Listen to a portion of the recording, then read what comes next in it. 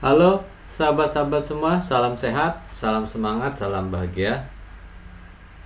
PISA bagi teman-teman di dunia pendidikan tentu tidak asing lagi mendengarnya. Tapi bagi teman-teman yang memang baru pertama kali mendengar, nggak masalah untuk kita bisa menyimak video ini. PISA di sini bukan PISA makanan ya, atau sejenis nama gedung yang ada di luar sana, gedung PISA bukan. Tapi PISA di sini merupakan studi internasional terkait dengan proses pembelajaran di suatu sekolah. Maka nggak heran hasil PISA ini banyak negara memanfaatkannya untuk mengevaluasi kinerja pembelajarannya, kemudian dicarikan solusi untuk perbaikan-perbaikan ke depannya, termasuk juga di Indonesia. Oleh karena itu, pastikan bahwa teman-teman itu bisa menyimak dari awal sampai akhir. Oke, kita lanjut ya. Teman-teman semua, di sini disajikan data berupa grafik yang isinya adalah skor Indonesia di PISA tahun 2018 lalu, di mana Indonesia turut serta berpartisipasi mengikuti tes PISA ini dan diwakili oleh anak-anak kita yang memang sudah dipilih secara random ya. Kemudian usianya 15 tahun. Mungkin yang jadi pertanyaan kita, kenapa sih 15 tahun? Nah, kalau menurut saya sih, kenapa 15 tahun? Karena 15 tahun itu rata-rata anak sudah mulai beranjak dewasa. Artinya, pola pikirnya, kemudian cara berpikirnya sudah berbeda, bukan seperti anak-anak lagi. Anak-anak bisa tahu kenapa begini, kenapa begitu. Nah, mungkin itu alasannya kenapa yang diambil anak-anak usia 15 tahun. Berarti kalau di Indonesia ini ya usia anak sekolah kelas 9 SMP atau dan kelas 10 SMA. Baik, di sini disajikan data ya. Ternyata Indonesia ini pertama kali ikut itu pas awal sekali PISA itu launching, yaitu tahun 2000. Saat itu Indonesia mengikut sertakan untuk tes kemampuan reading. Kemudian tahun 2003, nah ini ikut lagi, seiring dengan ikut juga kita untuk tes kemampuan matematik atau numerasi. Kemudian tahun 2006, nah berarti tahun ketiga nih untuk reading, juga kita ikut untuk matematik. Nah, di sini kita pertama kali ikut untuk sains. Jadi intinya Indonesia ikut secara bertahap. Dari kemampuan reading di 2000, kemudian matematik 2003 dan sains 2006 hingga sekarang. Dan terakhir ini datanya. Di sini disajikan data berupa skor perolehan siswa-siswa kita di 2018. Untuk kemampuan bernalar membaca, nah ini nilai skornya 371. Kemudian untuk matematik 379 dan untuk sains 396. Ini tidak hanya sekedar angka, tapi angka ini menunjukkan perolehan siswa-siswa kita saat dites kemampuan bernalarnya. Maksudnya begini, ini gambaran kondisi bagaimana proses pembelajaran berlangsung di kita yang dialami oleh anak-anak kita. Contohnya begini, di PISA ada dua model. Jika disajikan model soal sifatnya hafalan, kalau skornya tinggi, nah itu berarti menandakan di sekolahnya biasa diajarkan untuk menghafal. Nah, terus kalau ada soal model penalaran, Kalau skornya penalaran tinggi, itu artinya di sekolah biasa diajarkan untuk bernalar. Oleh karena itu, kemampuan bernalar inilah yang menjadi dasar kenapa bisa mengadakan semacam asesmen. Dan ini bersifat internasional, jadi ini standarnya. Oleh karena itu, penting bahwa data yang disajikan ini berarti menunjukkan bahwa kebiasaan kita di sekolah mengajar anaknya seperti ini. Jadi kesimpulannya, data ini menunjukkan, merepresentasikan proses pembelajaran dan penilaian di sekolah. Gitu ya, teman-teman semua. Nah, untuk tahun 2018 kita lihat nih peringkat Indonesia. Untuk kemampuan bernalar membaca atau reading, dari 77 peserta anggota peserta PISA, Indonesia masuk peringkat 72. Sedangkan untuk kemampuan bernalar matematik, ini Indonesia ada di peringkat 72 dari 78 peserta. Sedangkan untuk kemampuan sains, dari 78 peserta, Indonesia di peringkat ke 70. Artinya, dari 3 kemampuan dasar ini, anak-anak kita masih berada di level 10 terbawah, gitu ya. Nah, oleh karena itu, penting data ini dicermati. Jadi, yang menjadi fokus dari penilaian PISA itu adalah kemampuan dasarnya. Bagaimana sekolah itu bisa meningkatkan kemampuan dasarnya, kompetensi dasarnya dari 3 kemampuan dasar ini, reading, matematik, dan sains. Dari grafiknya, untuk 2018 sempat naik, di 2009 terus menurun kembali ke asal. Ini bukan angka kebetulan ya, bukan angka yang disengaja ya, tapi memang hasilnya seperti ini. Kemudian untuk kemampuan bernalar secara matematik, jadi matematik ini menjadi alat untuk menyelesaikan masalah, grafiknya naik tapi landai. Tapi skor yang diperoleh adalah 379. Sedangkan untuk sains ya, kita coba bandingkan di 2006. 2006 perolehannya 393 untuk sains, kemudian 360 untuk 2009 ya. 2006. Nah, 391 nggak jauh beda. Kemudian di sini 382. Nah, cuma dari angkanya lebih tinggi di sains. Itu artinya bisa jadi anak-anak yang ikut di kemampuan sains sudah memiliki keterampilan penguasaan bernalarnya itu gabungan atau kolaborasi antara kemampuan reading membacanya dengan kemampuan dia menggunakan matematik sebagai solusi untuk menyelesaikan masalah di soalnya. Jadi di sains ini grafiknya naik ya, kira-kira gitu. Mudah-mudahan bisa dipahami ya, atau dimaknai ya. Oke, kita lanjut kesimpulan dari hasil ini. Ini teman-teman semua, hasil kesimpulan dari PISA 2018. Trennya seperti ini, tren hasil belajarnya.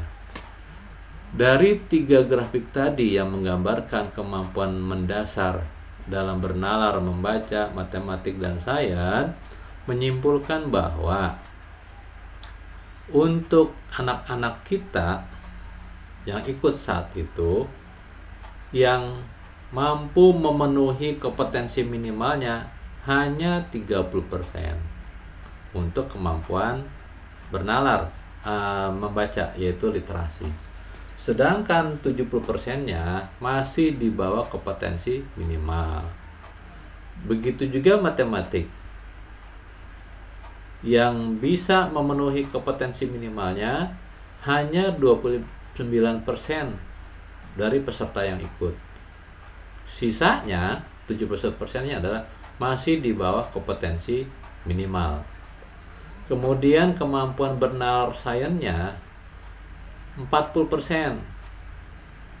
Ya lumayan, bisa naik ketimbang dari membaca dan matematik. Ini artinya anak-anak sudah banyak yang mulai paham dan bisa menggunakan bernalar secara literasi yang dikombinasi dengan bernalar matematik, sehingga pada saat dia mengikuti kompetensi sainsnya, dia bisa mengikuti atau bisa menyelesaikan soal-soalnya. Oleh karenanya untuk sains yang masih di bawah kompetensi minimal 60%, 4% adalah sudah memenuhi kompetensi. Inilah gambaran singkatnya. Kemudian kesimpulan trennya seperti ini. Konsistensi sebagai salah satu negara dengan peringkat hasil PISA terendah untuk kita nih. Ini yang sekarang sedang digodok di kementerian, yang nanti tahun depan insya Allah 2021 diganti itu diganti dengan asesmen nasional. Ini akan kita bahas di video berikutnya aja ya. Selanjutnya, skor PISA yang diperoleh itu cenderung stagnan, dalam arti selalu Indonesia itu menempati urutan 10-15 terendah dari banyak negara yang mengikuti tes PISA ini. Tapi kelebihannya adalah walaupun kita masih 10 atau 15 peringkat terendah, nilai skor perolehannya itu rata-rata sudah sedikit meningkat. Nah ini dari segi yang namanya kemampuan bernalar atau kompetensi bernalar kayak gitu. Kemudian di asesmen PISA tadi juga ada penilaian tentang karakter. Nah, kebetulan di sini ada hasil kesimpulannya terkait dengan perundungan atau bullying ya, dan juga tentang pola pikir untuk berkembang. Nah, hasil asesmen PISA tadi menunjukkan bahwa 41% siswa Indonesia dilaporkan mengalami perundungan beberapa kali dalam sebulan. Bayangin. Jadi ternyata siswa-siswa kita yang ikut PISA juga ada kena perundungan nih. 41% seperti ini, gambarannya begitu ya, mudah-mudahan nggak salah ya. Sehingga kesimpulan yang diperoleh adalah dari hasil skor tadi, siswa yang sering mengalami perundungan memiliki skor 21 poin lebih rendah dalam hal apa? Membaca, kemudian cenderung merasa sedih, kemudian ketakutan, dan juga kurang puas dengan hidupnya. Mereka juga memiliki kecenderungan untuk membolos sekolah. Jadi ini bisa jadi evaluasi kita bersama. Bisa jadi anak-anak yang sering bolos sekolah itu korban dari perundungan atau bullying. Nah, ini yang sekarang PR kementerian untuk memberantas atau mengurangi yang namanya bullying. Kemudian dari pola berpikir karakternya nih, ada asesmen terkait dengan pola pikir untuk berkembang. Nah, hasilnya saat itu adalah hanya 29% siswa Indonesia yang setuju bahwa kepandaian adalah sesuatu yang bisa berubah banyak. Dan yang positifnya ya. Sehingga kesimpulan dari tabel ini adalah siswa dengan pola pikir berkembang memiliki skor 32 poin lebih tinggi dalam hal membaca, mengekspresikan ketakutan terhadap kegagalan. Jadi artinya optimis nih, dia nggak takut gagal ya. Kemudian termotivasi dan ambisius, menjadikan pendidikan sebagai hal yang penting. Jadi ada dua asesmen terkait dengan karakter. Yang pertama bullying, yang kedua dengan pola berpikir positif untuk bisa berkembang. Inilah datanya. Makanya nggak heran hasil PISA ini menjadi rujukan banyak negara. Dalam hal apa? Untuk mengevaluasi dan memperbaiki sistem pembelajarannya di negara masing-masing. Seperti itu. Dan trennya semakin tahun semakin bertambah nih negara-negara yang berpartisipasi dalam PISA ini. Itu kira-kira. Oke. Selanjutnya soal. Ini contoh soal PISA terkait dengan asesmen kemampuan dalam hal membaca. Jadi berpikir bernalar dalam hal membaca. Bentuknya teks informasi. Nah, ada kesimpulan umum yang menjadi catatan kita semua, ya, yang memang benar-benar fokus untuk memperbaiki pembelajaran, bahwa siswa kita itu mengalami kesulitan menginterpretasikan isi bacaan yang panjang. Nah, pengen tahu soalnya? Nah, ini soalnya, teman-teman semua. Titlenya Susu Cempaka. Isinya nilai nutrisi susu beragam manfaat. Apa yang ditanya? Ini yang ditanya. Apa itu? Apa tujuan utama bacaan? Jadi kalau udah ditanya tujuan utama bacaan, berarti kan mau nggak mau siswa nih harus baca nih soalnya, mulai dari judulnya sampai ke bawah. Biasanya kalau anak-anak kita diberikan soal seperti ini, sudah males bacanya, ya, atau gurunya disuruh bikin soal kayak gini ya mungkin nggak banyak ya. Paling tidak dari kitanya dulu lah sebagai orang dewasa kepada anak-anak untuk mau membaca dan bisa menangkap isi bacaan, termasuk tujuan utama dari bacaan tersebut. Itu apa yang terjadi begitu dikasih soal seperti ini, bentuknya teks informasi dengan kalimat yang panjang, ada 3 alinea, tambahannya 1 alinea, gitu kan. Ternyata begitu anak sudah baca, tidak semua ngerti apa yang dimaksud. Makanya nggak heran begitu diminta mana pilihannya, banyak yang memilih itu pilihan ke-1 dan pilihan ke-3. Kenapa ya? Nah, ini alasannya. Anak-anak kita begitu dapat soal kayak gini, lebih cenderung milih ke-1 dan ke-3. Kenapa? Karena kalimat ke-1 dan kalimat ke-3 ada di dalam teks. Jadi kesannya yang ada di teks itu menjadi satu jawaban. Padahal nggak semua jawaban yang diminta itu ada dalam teks. Gitu. Oleh karena itu penting anak ini dilatih untuk membacanya. Nah, ini PR terbesar ya. Nah, mudah-mudahan nanti 3 tahun berikutnya dari 2018 berarti 2019, 20, 21 berarti tahun depan nih begitu tes bisa merubah skor tadi. Oke. Apa sih yang diminta sebetulnya jawabannya? Ini yang diminta, yaitu pilihan keempat. Apa? Untuk mendukung penggunaan produk olahan susu cempaka. Ini kalau mau kita cermatin, alinea pertama ini isinya tentang kandungan susu. Nah, ini kan umum, nggak hanya merek susu produk ini, nggak umum, memang kandungan susu seperti itu.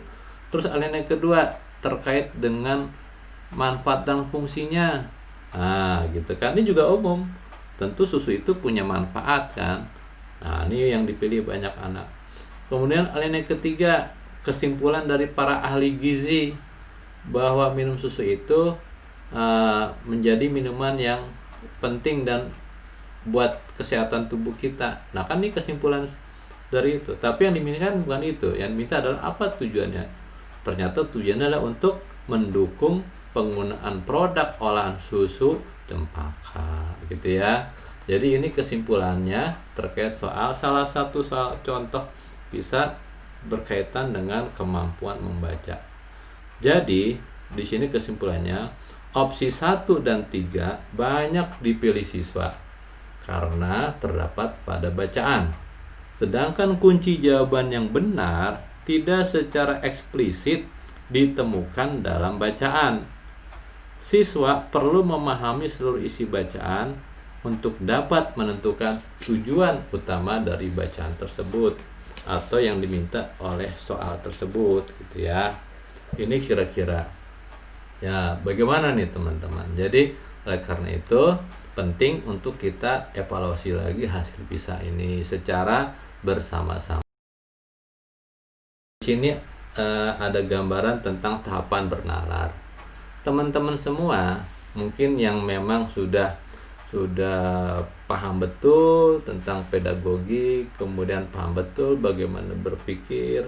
Ini siokianya kan pikiran kita sama dengan pikiran anak, bahwa yang namanya bernalar itu ada tahapannya. Contoh yang tadi tentang hasil PISA, tahapan pertama yang paling rendah adalah kita kenalin dulu apa sih hasil PISA. Oh, rupanya hasil PISA seperti ini gitu misalnya. Kemudian mulai mengarah ke yang lebih tinggi, yaitu memahami. Bagaimana memahami hasil PISA? Nah, rupanya itu assessment yang dibuat khusus untuk mengetahui tingkat kemampuan dalam bernalar dan juga mengetahui tentang karakternya. Seperti itu. Kemudian mampu menerapkan terus sampai ke atas. Kalau di sekolah dibiasakan seperti ini oleh gurunya, termasuk juga oleh pengelolanya dan misal kepala sekolah dan seterusnya, maka insya Allah siswanya itu akan dilatih sama kita semua, dibiasakan untuk bisa berpikir melalui tahapan bernalar seperti ini. Jadi umur 15 tahun itu rasanya pas banget ya, untuk dari umur 15 begitu siswa itu sudah mulai beranjak dewasa, diajak untuk bernalar sehingga dia tidak akan terpengaruh dengan hal-hal yang hoax misalnya, yang negatif, berita-berita yang gak jelas, jadi gak mudah nge-share karena begitu informasi masuk ke dalam otaknya langsung dikunyah dulu, diambil saripatinya dulu, kira-kira ini perlu di-share atau enggak, hanya cukup buat sendiri. Nah itu maksudnya.